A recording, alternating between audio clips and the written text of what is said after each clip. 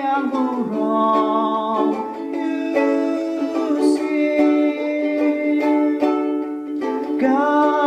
jing men chong u ben riu ching ker men chong u me te ching ang nut ki et hi ma ba ching men chong ki sheta do dit sao tia ba chi ba xiang bam liang bu rong yu sim ba tian do dit sao tia ha ki sao e bam liang bu rong yu sim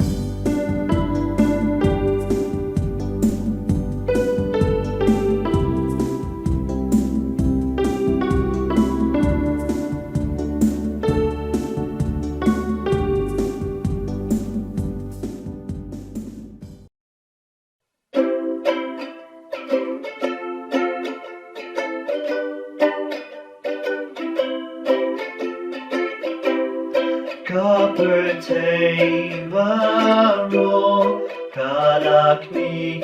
lenti kibahog lasem kilakwa laslian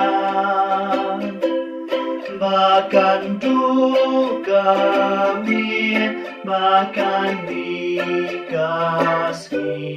uji suonwan ngindobio uksya kamen sim kadong hagata kamin kadonut rukem nakaching bangman kibangek kong takiapet yakmin maon yar ukris ukon lay onwan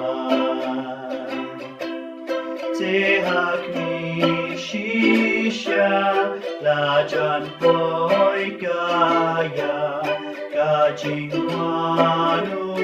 Chris kajing sokubril